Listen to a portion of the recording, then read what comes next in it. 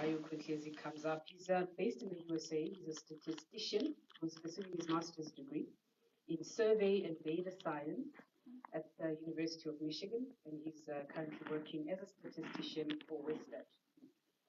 I suppose that's in the US, right? Outside the crunching of numbers and academic research, he's an itinerary speaker who has spoken to culturally diverse crowds, both locally and internationally. Some of the countries he's spoken at is Nigeria, Kenya, Zambia, Mozambique, Lesotho, China, and France. He and his wife, Bongega Nomake Put, have been blessed with a daughter, having a PhD. I know her from the picture. It's a pleasure to have you. We look forward to your insights, and we will have a Q&A after your presentation. Thank you.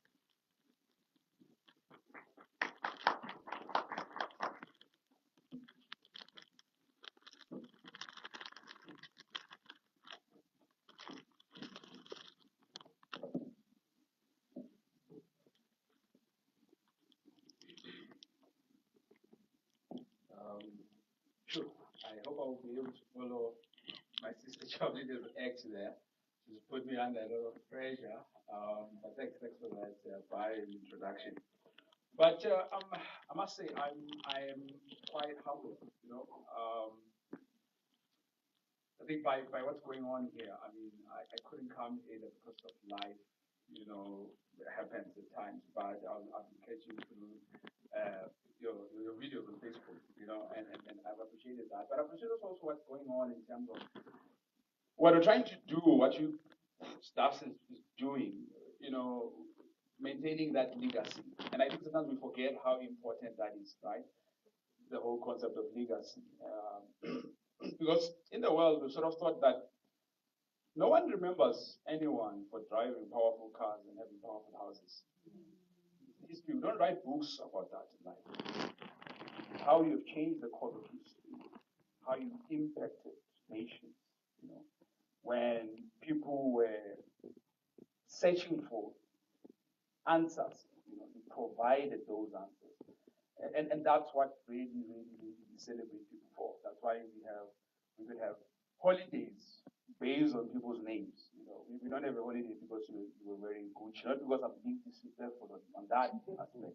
But I'm saying that's the reality of life. And I think we have to be jealous of such projects. Especially Black projects that is led by Black leaders, Black individuals. I think that's very important. And I'm going to probably somehow get into this, but I remember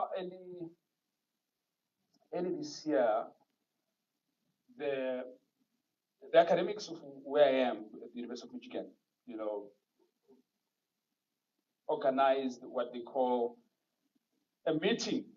And for the first time, because ever since I arrived in America, one of the frustrating things I've been trying to grapple with, right, is the similarities of the Black condition in South Africa and the Black condition in America. Almost the same.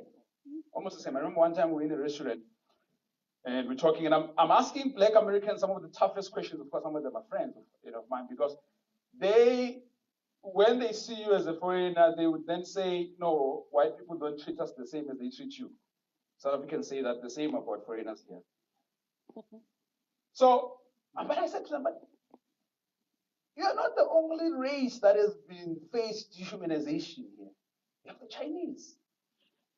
But they're dominating these STEM programs like nobody's business. At that time, they were protesting to increase, by the way, your STEM skills. I mean, engineers, scientists are imported skills in America. 70% of PhDs in economics are all immigrants. Over 50% of PhDs in South Africa are non-South Africans. So those are the similarities of the Black condition and the Black life. Anyway, I'm pointing towards this because for the first time, the Black academics at the University of about almost first 4% of Blacks admitted, in the entire institution. The demographics of the entire state, 70% Black, so you can most see the differences, right? So the students are protesting, hey, we want more Black people, you guys, etc., structural racism. Mr. Matabeni, you know, some of the conversation you guys have. So they were quite intense with those things, took national news. But for the first time, black academics, they meet, they say, no, we are meeting to discuss this thing. For the first time. I said, this is exactly why this problem has persisted all this time. We don't collaborate. All we do as people, we compete. I mean, collaborating and say, just to sit and say, can we do something together? We don't need to like each other much, my pastor. We just need to sit and say, can we do something together that is meaningful? And I'm hoping that, that's basically the, line where I'm trying to take with the talk for today. How many minutes do I have? It's 10:30. Just to check. It's not that I have a lot to say, literally, but, just to maintain time. 30 minutes? Okay, yeah, that's fine. Okay. So what I'm going to try and do, my attempt really, I may fail, but I'm going to attempt, and we can discuss this together. I'm going to try and deconstruct this idea that knowledge is power. Okay. And I'm grappling with this question. I'm trying to find out, is knowledge really power? And I'm going to mention why I'm asking this question, right? Because if you can think about yourself, ask yourself, the maths classes you took, the equations you took, have you ever applied them in your life? So you've got to ask yourself, and we've got to look at this and say, then what is the problem here, right? So, of course, our problem is two-pronged. Eh? If we look at the knowledge economy, the entire knowledge economy, and I mean just the knowledge economy. By knowledge economy, I mean economy that is driven by high intense research that produces products, processes, research, institutions like that, right? Because in Africa, people are wealthy, but you can't put a finger on their wealth at times. You say this guy has money, but you say, but what does he do? What exactly? I mean, even the manufacture spoons a spoon. I mean, you have people who are sitting with billions, right? I mean, we read about them in the newspapers. Né? All they're doing is moving money from government agencies, government departments. You say, but this guy, even to a factory, okay, shoelace. If you don't even produce shoelace. But if you look at the West or even the Asian bloc, you can point to why the people are wealthy. If we talk about Jack Ma, you know why he's wealthy, right? Jeff Bezos, you know why he's wealthy. We are using their products. We can feel their impact. So that's what I'm trying to get into when I talk about this idea of the knowledge economy. What drives really us? What drives this growth within the African context? And I know, and I'll try and really bring it home as we get into this. But as I asked, some of you paint, don't you? You go and paint, right? You did areas in mathematics, where you calculate areas. Do you ever calculate the areas of your wall and go and say, no, I want paint that matches this? Because they can measure it for you, by the way. But you waste paint, you end up throwing it away. So this is a question that we have to ask ourselves. Is knowledge really power? When it comes to the African context? Or have we missed the mechanics of knowledge, of what knowledge is? The way we engage with knowledge, and I'm going to get into that very just now. Because that's what at least I'm at pain about, and I'm hoping that we can engage seriously and be frank with each other about this. Is it okay? Can we have a frank talk? Is it fine? Yeah. But somewhere, somehow, I will touch on things that we can't talk about on social media, because we can't debate with old people on social media. I hold on to these African values. There are some seniors that I can't debate with. But I think we can have a fair conversation one-on-one like this and talk about some of these things and ask ourselves. So one of the first things for us, I was asking myself is, when nations fail, when churches fail, when countries fail, who must we blame? Okay. That's my very question. Someone said the leader. Fair enough. I said, who is to be blamed? Who must take the responsibility of a failure of a nation, of a failure of a society? Who must take the responsibility? And an Uber driver really, poked me on this thing, frustrated me. I talk a lot when I get into an Uber. I'm talking. In fact, I want stories from them because they've got juicy stories for days. So when I get into an Uber, I just start with, hey, but Niasbon isn't. I know they start. Hey. So I just sit there, and just listen. So I started this, but this guy was interested in what I was doing, and then he says to me, and it was really the height of also this thing of the fight between your meter taxis and Uber. So this Uber driver then says to me, and you can see it's a guy just who's trying in his own life, doing hard labor. And he asked me, he says, but Sihle, this idea Uber, why university? Why didn't you come up with the idea? I said, this guy. But you see, he asked a very important question. And I'm going to get into, contextualize this, located in two thinkers at least, that sort of, I think bring this issue to the. So when he asked me this thing, I said, hey man, this guy. And you can sort of think about this, right? We have in the knowledge economy we produce Africa as a whole. Botswana, Ghana, Nigeria. We can live large as much as we want. We produce 1% of the global research. I'm going to, and we can almost see. I'm going to mention why this is important, right? As we continue. But I remember when just when I got to the University of Michigan, there's a boy whom I met at Stellenbosch and was presenting at the School of Economics. And they had mentioned him as one of the brilliant boys, and he'd gotten a Rhodes Scholarship to go to Oxford. So I met him, he's doing his PhD in economics now at the University of Michigan, and he says to me, "Oh man, I'm busy with my professor at Oxford.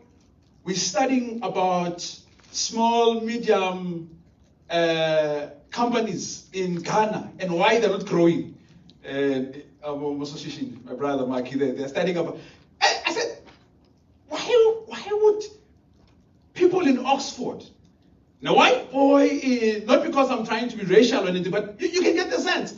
Why would they be troubled about companies not growing in Ghana? What is the economics department in Ghana doing? What are the intellectuals in Ghana doing? And that's precisely the problem. Because part of the problem that we're not, our participation in the the second problem is the idea of knowledge, at least to us South Africans, is more symbolic than functional. When it comes to it, so people carry these titles to be respected.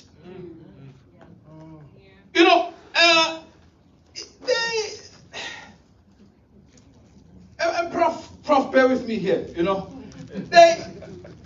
They use these names, but you ask the guy, you say, we had COVID, right?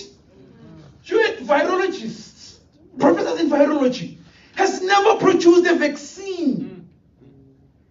You say, Prof, you are understanding the deep structures of this thing, but EB vaccine, Prof.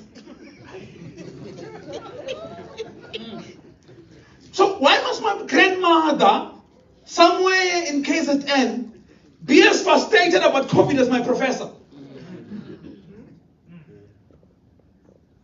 And this is what the Uber guy was getting into. He was saying, if you spend sleepless nights on books, why must we struggle when you exist? And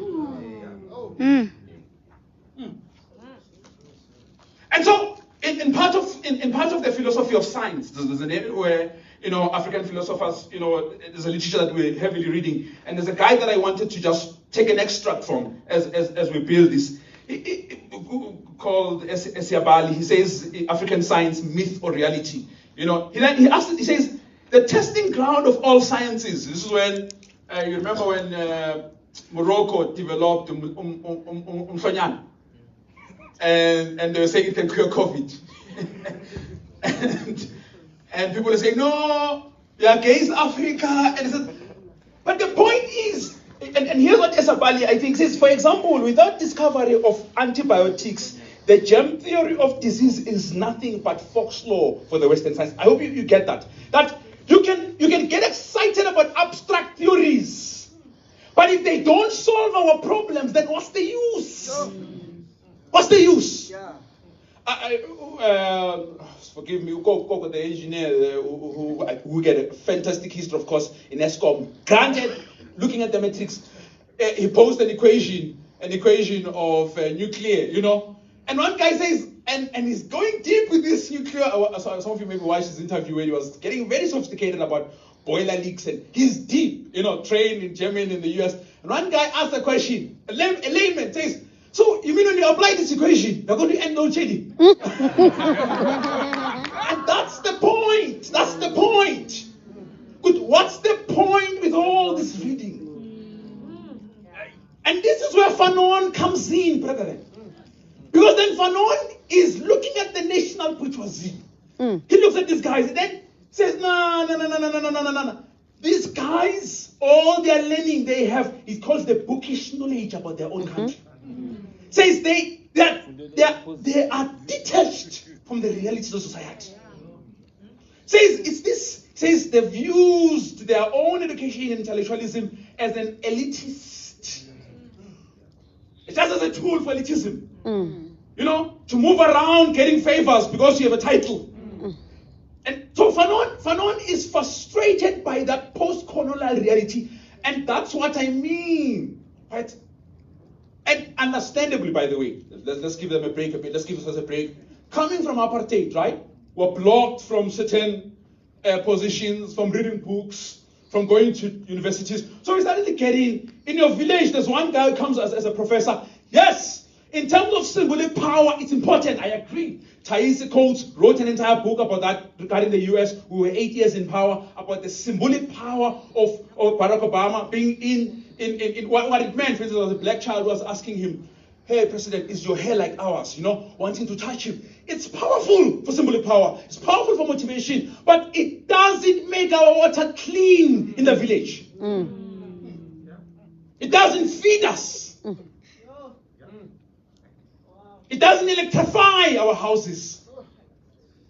So we have journeyed, Bazalwane, in this symbolism. You know, we have journeyed this symbolism. It's okay, it's important, but we have to ask ourselves then, with the whole symbolism, what's the functional role of this thing? When you are asleep after you're done with that MBA, what is it going to do? What problems is it going to solve? You have to be preoccupied by those problems. So Bacon really takes this thing. Bacon is an airy, you know, a Renaissance philosopher and scientist. He takes this thing further. For him, the term, by the way, knowledge is power, comes from Francis Bacon. That we have used in our high schools. I mean, I used to love that thing, knowledge is power. But I don't know whether when you read a book and you close it, do you feel powerful? So, but Bacon didn't mean that knowledge is power in the symbolic sense that we take it. Bacon meant that knowledge is power because empirical research produces innovation, products, it changes lives, it moves us from a coal era to a different era altogether. That's what he meant. So when Bacon says knowledge is power, he meant knowledge in its applicative sense.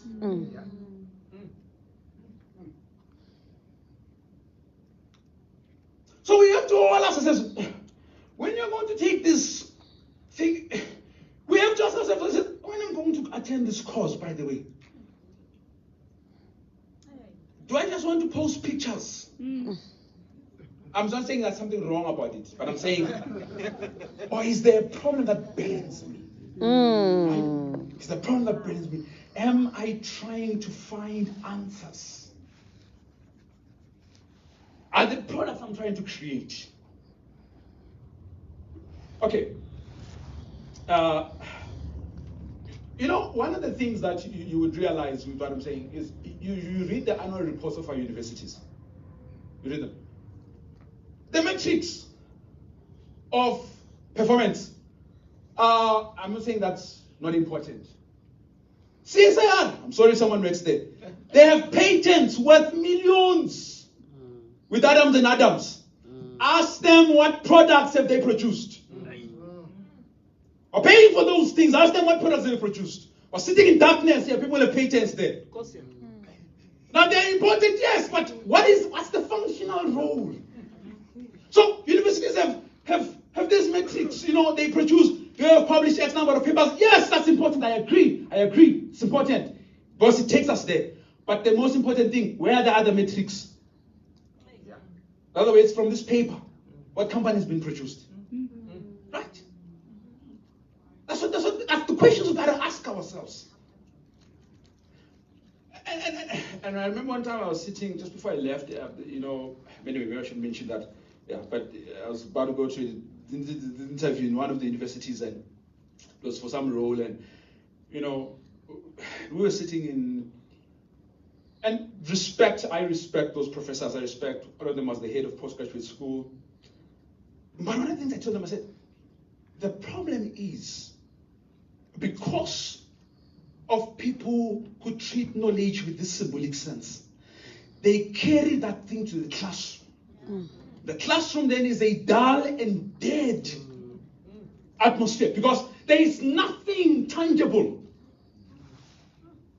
So you are recreating people like you who are also going to be excited about titles.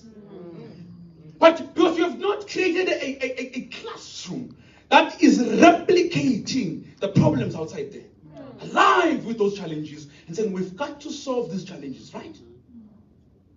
We've got to solve those challenges. Anyway, okay. I think we've just talked about, I think let's get into the most important thing. That we've raised some of the issues.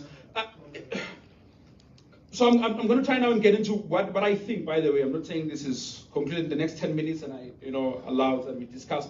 What I think could be what I think we should be doing, right? As people, as you mean. Now, we say these things, people think I'm talking about, when I say knowledge economy, I'm just talking about people in PhDs. I've mentioned a simple course that you're doing. I've mentioned, but the most important thing, the mistake we make, we think that the thinkers of yesteryear, your David Hume, your Descartes, your Locke, were writing for professional philosophers in the university. No, they were writing for their friends. They would sit, have discussions of those books, on those things, with their friends sitting around. Because if you're not discussing it, what are you discussing? In other words, if you're not being reflective of the world around you, what are you discussing? I was troubled around this. I remember when this load shedding started. So I'm working, and I'm part of the problem. Okay. The load shedding got me unprepared, and I'm trying to find where I'm going to charge my cell phone. Hey, Pastor Smagan. Hey. And I get to what they've done, where I stay, that the guy who was responsible for, maintaining the area, had gotten a generator. Then he put it by the gate to allow everyone to charge their cell phones. Ask me. The demographics, I'm not saying anything. Okay. I don't want us to overanalyze the statement. But the demographics were all black people lined up charging cell phones. When you move around, thank you. When you move around, the White House, the white guy here there has a generator. The black guy here has solar panels. The white guy here has solar panels. I said to myself, are we this unreflective about our problems? I went that day. Because they have no problem of money, these guys, by the way. I went that day. The next month, I bought a generator because I was worried about something. Because I remember going to one of the white guys' house, asking for boiling water. Imagine. And these kids are playing there, You start understanding Fanon's problem here. That he says, no, these guys have never been interested in any development. They've just wanted to replace and have his life. They don't want to be captains of industry. They're not interested in any serious, tangible change and development. They just want to continue in the same soft life. The soft life is a product of intense research by someone else in the West. So I look at this and I worried. I said, my goodness, you mean? And I looked at the kids there of the brother looking at me.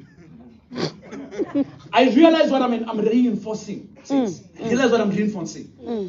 I said, this is a huge problem because the day our kids grow up, they will look at them as solvers. They will look at us in a different way. Sure. It's a serious problem. Yeah. And that's why it pained me. It pained me. We're doing a project, what we call, maybe I'm going to touch on it later. Let me just see when I mentioned some of these points. But I just want to see, Prof. Okay, I think I'm going to mention it later, but yeah, I'm going to cover it later. I'm going to calm it down. Let's get into what I think should be the way forward, you know, about this. There are other things maybe here that don't need. But if you think about, one of the things I have in my notes is, if you think about when there was war with the Soviet Union, for instance, one of the things that the Soviet Union did was to gather a group of mathematicians, right? To not just to be spectators, no, to solve. Hey guys, we must win this war. How are you going to help us? You can't sit studying mathematics and equations here. You can't tell us how this artillery must fly to the enemy. So you see, your people were fascinated by models, you know, writing sophisticated equations. You say, but this equation, my brother, must ensure that there's improvement here. So, you know, part of the problem, let's keep. I think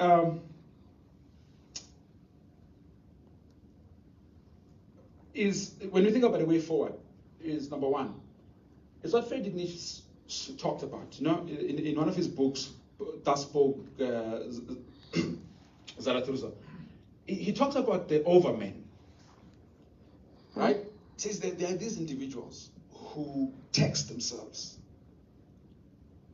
you know, who sometimes can live, this might be some like I said, lives of monks, just because they're chasing certain answers, right? He says that's what any society needs, those type of people. And by the way, Ellen White writes about this, right? If you think about how we've came with even our theology, we started like pioneers like John Andrews, right? Who would spend sleepless nights digging theology. The concept, the primacy of the interpretation of Revelation 13 comes from John Andrews. Can I mention something that might be a bit troubling? Okay. My pastor, forgive me here. Can you ask some of the ministers with PhDs, can you ask them with what interpretation or answers are they chasing that we are having as a church? Just sit and say, okay, yeah, no, we have graduated, but we have problems as people, spiritual problems. Hey. We need answers. So we have to change, we have to sort of like shift that dimension, saints, and move from that excitement of symbolic power and get into the functional role. Right? Is that okay?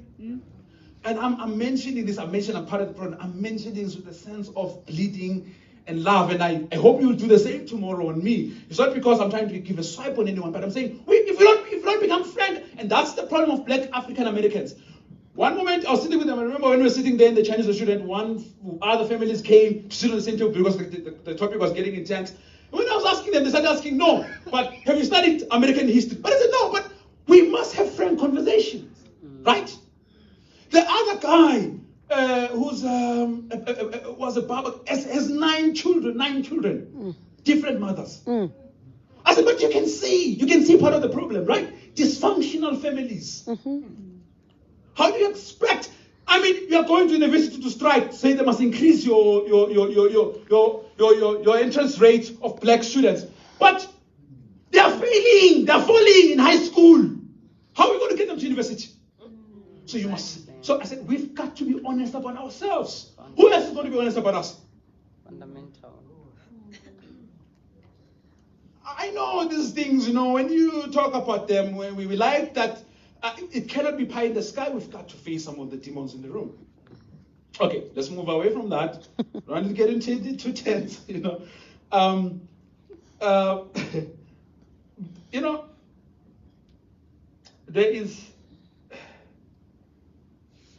there's something mentioned there's a paper by Mom Dad. This is last 5 minutes and I sit down, where he talks about, and he gave even a talk on this, that idea that we've got to begin theorizing our own reality, right? And I'll give an example of this. We were doing a project, Prof, for busy using as an example, they even won an award for that, but we were doing a project, Eastern Cape, in Umtata, called the Smart Village Project. I was, of course, just coming in as part of the researchers that doing my statistical work there, but overall, really, but why am I mentioning this? We sit, and this is what Ngugi talks about in one of his papers when he has a problem with African philosophers. He says, you guys study African philosophy, you go and sit in libraries, you read books. He says, African philosophy is in the marketplace. Where our mothers are selling amakuye, you must. He says, you have, that's the problem. He says, you have over-eliticized the idea of academia, that is papers and books. You've left the people in the marketplace there. So, you go to economics department in Usu. You say, but you have problems of local economics department development here, in Mtata. But you guys are theorizing over modules that are not applied here. You sit with and that's the problem then. Because Ngoke in that paper says, most of us then have thought that because we have favored literacy, and we thought that the illiterate are not smart, they have nothing to inform about our development. So we sit with people, old people. Then they tell us, they were telling us things that can be done. Things that they're doing to survive. So because we're mapping cultural assets. In other words, what do you have that can transform yourself, right? I mean, the things that just people are telling you, right? And you look, you say, heaven. But you go to Mtata town, where you discover there's McDonald's. You say, but in your line of food systems, what does McDonald's have to do with that?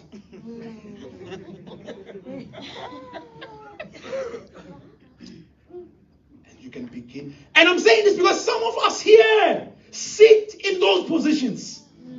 We craft those policies, those bylaws, we craft them. So, saints, look, we can go on and talk. In Botswana just changed its contract with DEPS, with the DPS. How many years, my boss? It can be done. Yeah. So it's important that we have such spaces. I mean, a lot of people inspiring talks have happened throughout the week. I missed one yesterday that I was hoping also to catch. But and I think we have to be able to sit even after here. You have to ask yourself, after we're done with all the presentations, you have to ask yourself, then what? Yeah. You can't go spend. There's a lot of money, time that is spent here. Then you go and just sit and continue. Life says it is dangerous. Extremely so. Adventists have a huge problem.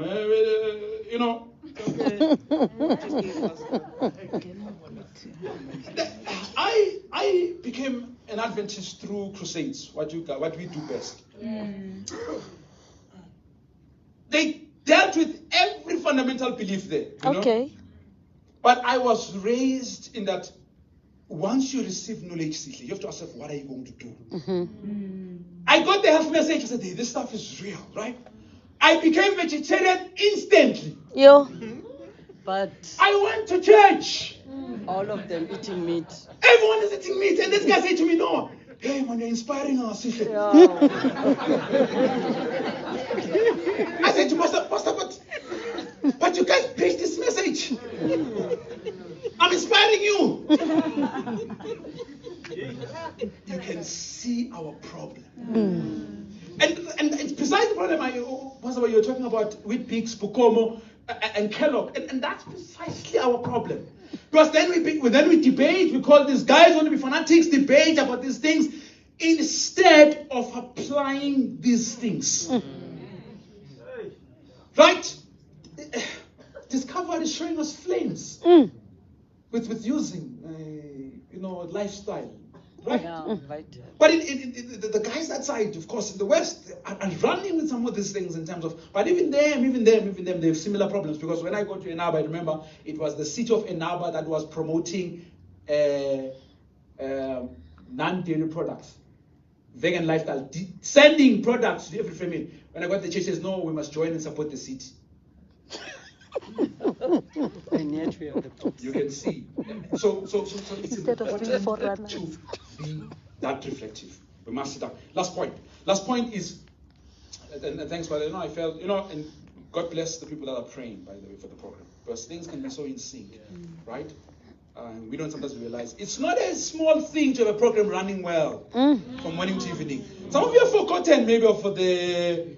You think we're fighting a battle of the flesh. Saying sometimes you can see how they take things for granted. And you see, this one thing that you are just joking. It's real stuff that's going on here, right?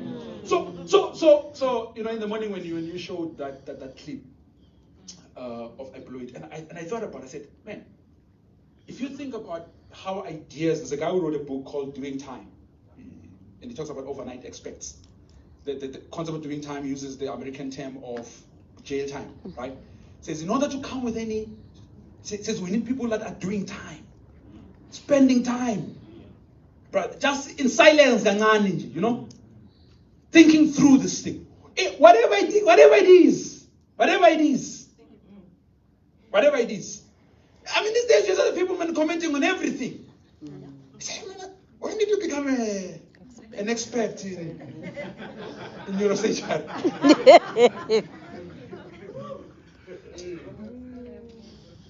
There is something that, and there's a historian who figures a book called 6 Killer Bees where he writes about this. What I think, and I'm going to start here and I'm going to bring it down. What the West has done, what I think is quite powerful, is really to be able to throw money at ideas. We've not been able to do that. We throw money at things. People can throw a bribe of 20,000, eat and go to sleep. You come to someone and say, brother, I have an idea. He says, this thing of yours. No. So no one sees value, and the West throws money. You go to universities. Here are our universities. The people follow you with receipts. Receipts for every single thing. I mean, we ask for money, sometimes they will give you 200,000, right, for a project. No receipt, because they believe ideas must be pursued without restriction. Amen. People must be allowed to think, to attempt, to fail. And we have to be people that are committed to that. We have friends that are committed to women and other things. They blow money and alcohol and food. They forget that, man, there are young boys that have ideas. Here at SDASA, we've got to be able to, guys, can we then throw money at ideas? Yeah, we can evaluate them. We can sit down in committees and say, but ideas need to be sponsored in order to be able to be tested. Amen. Right? Amen. So we have to be committed to that. Yeah. We have to ask ourselves, what have you done with your money? What have you done with your money? You have to say, but at least with our money, how did the internet come? UK just copied, by the way, the same model that the US used. That program, they failed. They threw millions for that internet project to come up. But they knew that even if 10 fail, one is going to make it. That's how you drive economy. Joseph Stiglitz has a book written about that, in how that you don't develop any economy by chasing after the same pie. You have to grow the pie. It's going to the government departments queuing like this. Everyone has a tender of catering. We have to think differently about these issues. I'm sorry, at some point if we'll be touching things that might be, but I think we have to be frank. May God bless us. Thank you. Thank you. Amen.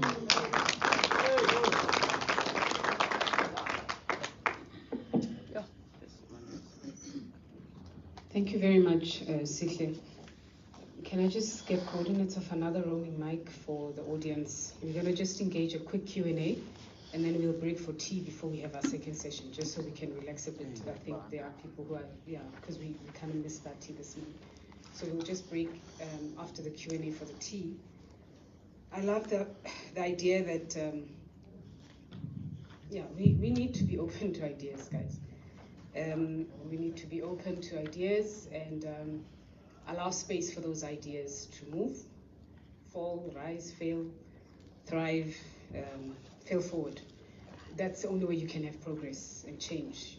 You've got to be able to support those ideas. So thank you very much for that, Sihle. I'm not sure if there's any questions, but if I could just kick off with one that I picked up as well. It's also just the emphasis on how you've spoken about us being reflective about our realities. And I think this is what we're trying to create. Maybe not create, but allow an open space for, hold space for, SDASA is to be relevant and not just sit, and be excited about roles and perhaps the legacy, as it were. But to try and ask the question of what can you do in your street, in your community, what can you do for the next young person, and what can you contribute to society? I mean, our banners are there, and it says we really want to impact society. And I think it's very important to watch what we are reinforcing. It's very important because it's in that dialogue that we, whatever it is that we're reinforcing that will either make or break us. So I'm not sure if there's any deliberations, comments, questions on anything that we can think about from the presentation. Do we have a mic at the back?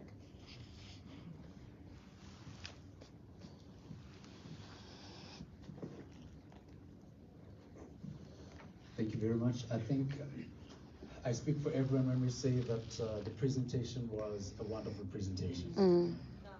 Much appreciated.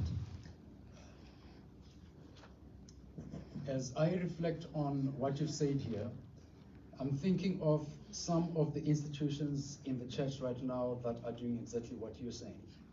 The university that I was referring to earlier is Babcock University in Nigeria. If some of you can just do some research on it, what they did, what the chancellor did, is he was identifying problems that they had, see here. And with every problem that they identified, they said, can we be a part of the solution? So as a university, they created industries, literally speaking. So we are having issues with electricity. They are producing and selling electricity.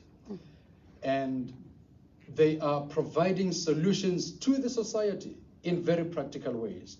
And I think as a church, we need to start getting to the level where we are doing exactly that. The second thing that I thought about is when you mentioned that we must be willing to throw money at ideas and not just at things. And when you speak about how God lays things out, I think of those two sons as well. All Joseph had was an idea.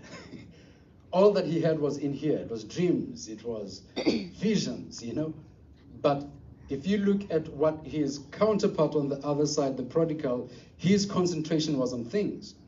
And I suspect that we as a church need to come to the level where we are also saying to ourselves, are we able to throw our money at ideas such as what are coming out of SDASA? And I hope that we will have business people, entrepreneurs, who will say to themselves, here are ideas that have come out of this conference. Can we pour money into making this a reality? Thank you very much, Muroti. If there's no question, yes, okay.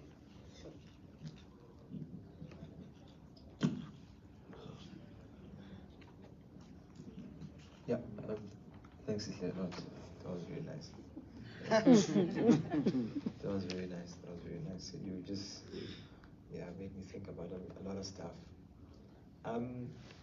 Just your thoughts on if what is your thoughts on what should be done in Southern African Adventism?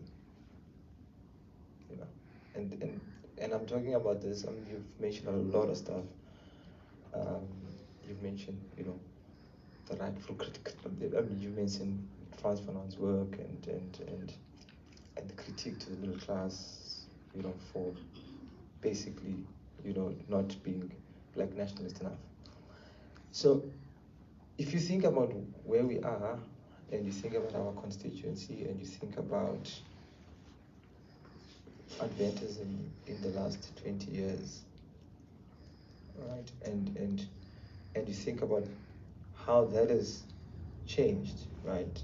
How the complexion has changed, how the culture has changed, how the theology has also changed, and thinking ahead to say maybe in the next 10, 20 years, 30 years, in your mind or in your thinking, what should we be thinking about, right?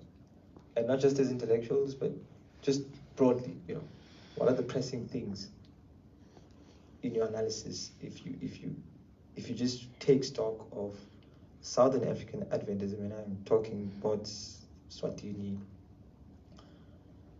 Lesotho, and SA, right? Yeah. Okay, yeah. So I like Q&As because they get very deep, and can be quite tough. But I don't have like full answers for this, but a few things that I've been reflective about. Again, because I suppose it's also getting old. I don't like speaking about pie in the sky, so I'm gonna grab real life examples, right? So let me start with an example, maybe one.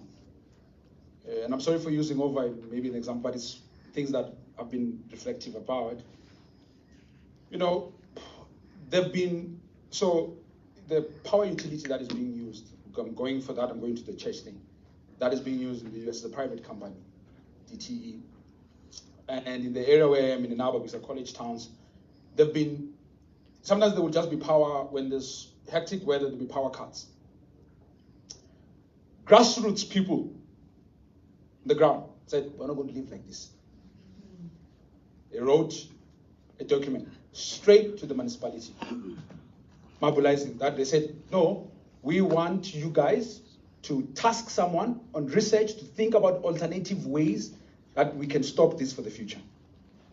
Just now they've released the report. They've thought about a number of ways. They've thought about how to think about solar panel, how to use solar, but different systems in terms of if you have one house that is getting more law, how can it save it to the next grid to provide for you law? There's another possibility scenario, say, no, let's buy this DT that is failing. They were costing it. How much will it cost to buy them out? Give you an example. Now, where am I going with this? I hope you'll take this in good faith. TOC releases a 3-page document called Strategy. I want to know who has written to the conference and asked them, is this really a strategy? I also want to tell you how unengaged we are as a people. How unengaged. I was in the US. A friend of mine texts me. He's doing his MBA, and he says, I was in that document.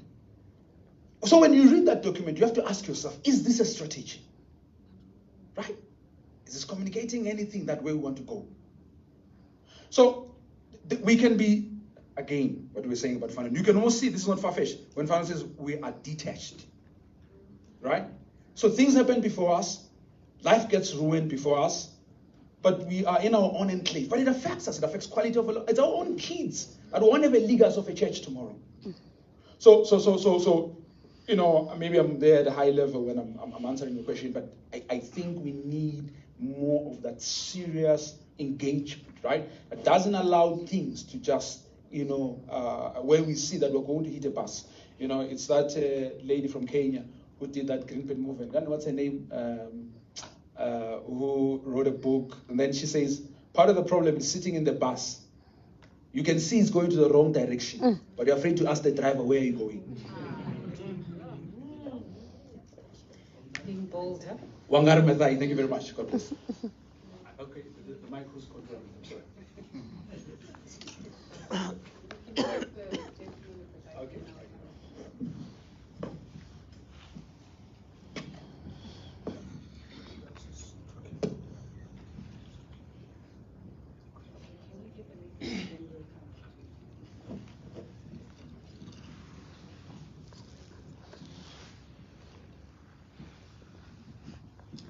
Thank you.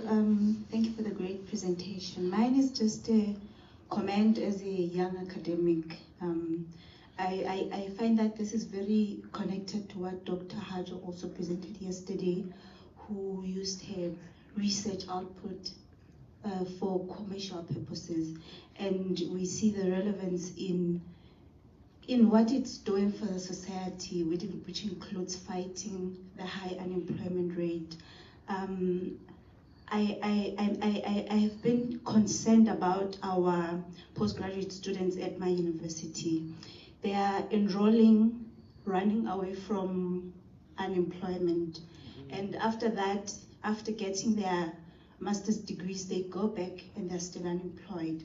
It could be many factors, but I've just been challenged to interrogate myself to say, could it be that us as academics also we need to interrogate our approach and how we transfer knowledge to the students. So mine is just a comment and appreciation as a young academic to say I need to remap and think about how I progress as an academic. Thank you. Thank you.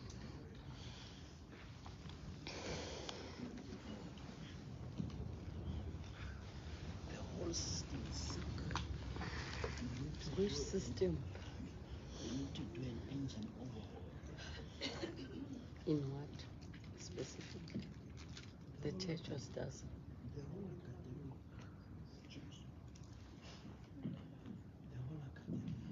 Good morning, everybody.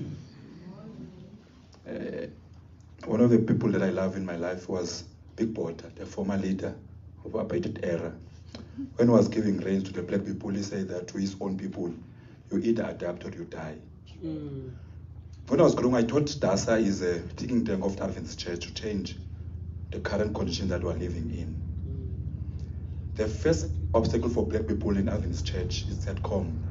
We have educated people working from Bank, Putulani, and others that are gurus in Salam, other big companies. But SETCOM has been a trap inside the church, but it's not been solved inside the church. I thought SDASA will solve those problems, think for the church, and so the church can progress. And the second point is that I thought SDASA will influence the executive decision of the church.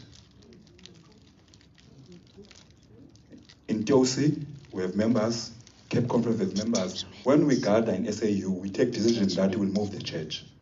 But you could see that there are few white people, so to say that, who control these people. We come with good agenda, but when you are there, you find that things have changed. I like what Sitla was saying, that we need people who will make this church move. I want to tell you a simple thing. I was not born in Adventist. I've been watching this church for many years after I'm converted. I haven't seen any program that say that there was Pastor Mawutla or Pastor Banban who was here. Let's celebrate his life or make a memorial lecture under his name. That thing has never happened in this church. From Norway. To memorialize our own people who have made strides in this life. But we did that. I'm not even related to these people. Sorry to mention my name. It's only me who have done that. Say that we have forced, who have founded TOC. Why these people that are not proud about themselves? Fosi, who was part of the person who made TOC to be alive from PE. You see? So this thing, we must not play with our time. It's time to move. Those who want to follow must die. Those who want to move, let's go forward. That's that time now. We don't need to debate and do things. I like, and still must join SDASA, brother. We don't want people who come here and address us and move. Now, Putulan has been SDASA for many years. We need these people so that we can move, brothers. I'm a doer by from birth. I don't have to speak long thing, must do, so that we can move. Yeah. Yes.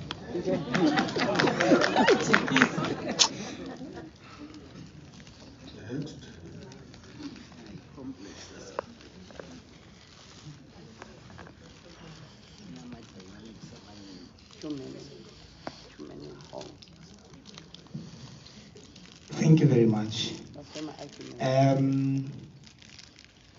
there's a pastor in Lesotho that has since become a member of parliament. And at one stage he was at my house and he was blaming the electorate because of the state of the government. And he was saying, you, the electorate, are the problem. You send us to parliament and we are not accountable to you. You keep on switching us and that's all that you do. So you are the problem. And you are saying you need to be educated on your role as the electorate. You need to be educated and you need to take that seriously. And I'm grateful that my brother there has brought this issue up, because I think it challenges us, it educates us. It says we can't, this can't just be it. This Lesotho that we love can't die in people that say they will solve our political problems. We need to stand up and do something about it. And in the context of us as Adventists, I think we are too conservative, too spiritual on issues that are not spiritual. There is nothing spiritual about ESCO, for instance. There is nothing spiritual about medicinal cannabis in Lesotho, and the water in Lesotho, and the Lesotho conference, and the administration that is having problems. There is nothing spiritual about that.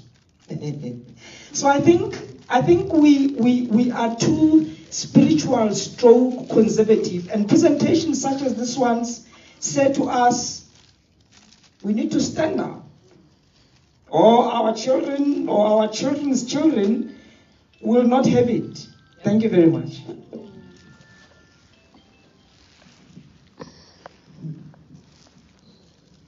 Thank you, Brother Sister, just to remind us what is happening in a real life. If you can check, most people that you refer to, like the high educated, you find that we are coming from a very, very poor background. Once we get to the stage, we want all the focus to come to us. You go to politics, you get someone because he speaks too much at price level. We put him to the position. What happened? We occupy all these positions. We chow demand for ourselves. You find out I didn't have even a car, but end up having all fleet of cars. But the same government I'm working for is going down. The same parastatals that I've been in charge with is going down. But my question is something wrong with us black? Because you mentioned about America. Black people during the time of Operation America, people, they've been free. After they've been free, they just started to get into alcohol, drugs. You look at the state of their life went down than before when they were under the white minority. They were under white supervision. They were successful. They can even have a better life. But since they are free, we destroy ourselves. You come to politics, look at our neighbor from Zimbabwe up to Nigeria. All black people were leading, but everything goes down. My question is, maybe it's our poor background, that where we're coming from. Once we get to those positions, it's just all about ourselves. Look at, I've been attending SDASA ever since. You find the previous leaders, when the new leadership come in, we just disappear. We don't support them, we don't share any information. But what I know about them, we find people like I don't know, I'm sorry if there's a CFO from SDASA here. If you check all of the CFO, their business was to steal for SDASA. If you look at the history, you'll find out that there will be tender involved. Then they will share the money. Then we check what have you done. Just to check the book doesn't balance. If you come to the office, all the conference office, the book doesn't balance. So there's something wrong with us blacks. I don't know where's the solution, because what we are talking about, we know ourselves, but we need the solution. How are we going to solve this problem? Because it's all about me, not to grow. I remember there was this move, it's called California. There was this guy, he was using slavery to build California. But there's something I like about that guy. He was not thinking about himself. He was thinking about how to grow that city. But at the end of the day, there's something wrong, because the people that he was using, they end up having nothing. But my question is, what's wrong coming with a poor background? Then when you get to the position, we just destroy everything. Thank you.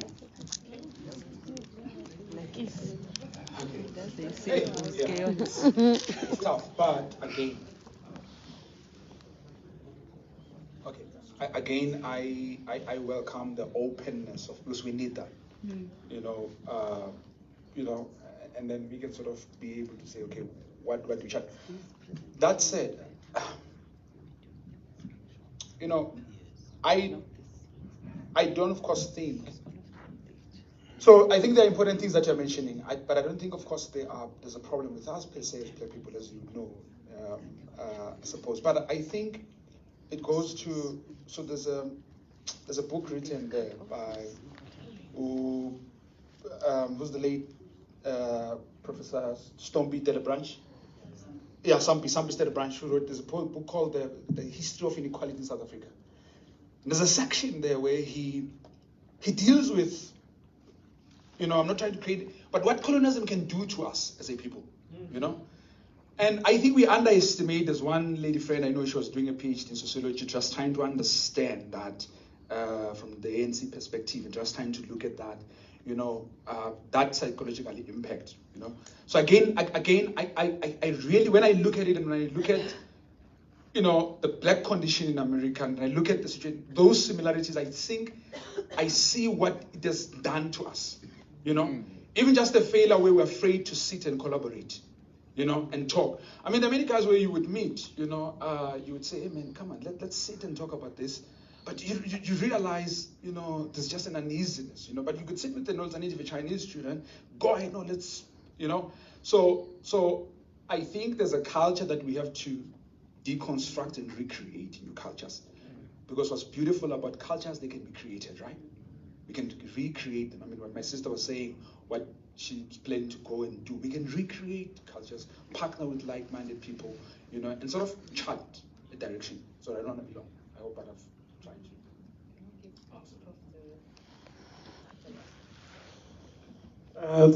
to. Thank you. There are some, you know, comments which I don't think Mr. Sikhe can be able to answer them. They are deep internal SDASA issues, and I don't think it's fair enough to engage him on that level. But let me take one or two to say that SDASA has, we should not underplay ourselves. Of course, we have challenges that we have, but there are some good work that has come through. We have done a lot. And otherwise, if we're going to turn the spectrum to look into the negativity, we have done a lot. We will find ourselves being unprogressive, because they are the positive work that are I believe in portfolio of evidence. We have a work here, scientifically researched piece of work. It says Adventist thinking in South Africa. Papu essays on Adventist thinking. This is a research work. It's a collection of authors. I can just give you some name: Pastor Papu, or Dr. Papu, Dr. Letseri, Mr. Mudiri, M. Mudiri, Pastor Mudiri, T. Ngosi, M. Mulefe, that is, I think you know Mulefe, Dr. Mulefe, B. Kotela, M.H. Kanyani, and P. Madabeni. These mostly are the SDASA members. We can't underplay some of this work that is coming. Even this session that is coming through is a collection of work. All the speakers that came here, they didn't just wake up from the air. I don't think you just wake up and bring an osmosis here. It has been work that has been done and researched, and then it gets transmitted here. And what we're going to be doing, because you see the recording that are coming through, is that we are going to repackage this work and it will come through. We're going to put an AI, we call it a ChatGPT, but we're going to put a robot into this proceeding just to generate this work and package it into a publication that will follow through as a problem-solving intervention, so that the next conference, we're not going to be regurgitating the same thing. You know, I think the danger of the boardroom talks is that you talk the same thing every now and then without moving forward. So lastly, I just want to put a perspective to the speaker. Now that I'm coming from the university, and I just want to be very brief on this one, to say that Mr. Sihle has spoken about titles. By the way, Mr. is a title. Mm-hmm. Is a title. So it's very, very important. Anyone who come into an education space will come out with a title. Let's put it that way. Of course. So now the world is getting, where I agree with you, is that the world is getting obsessed with titles.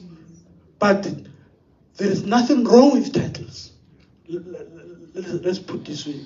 By the way, a professor, the title professor is to profess knowledge. What we must be worried is that the professors who are not professing knowledge is what we need to engage with, and that's why we have professor of virology, and he cannot produce a vaccine. Those are the professors who must be worried, because they are not researching the work that talk to us. Lastly, all the students who come to the university at master's and PhD level, we don't give you topics. We don't give you research topics. We ask you to come with the topics. So the problem is partially with you, not with the university. Because it's your own topic. The supervisor, who is a professor, is to shepherd you to the topic that you are coming through. Where we find ourselves is, this world is going to crash.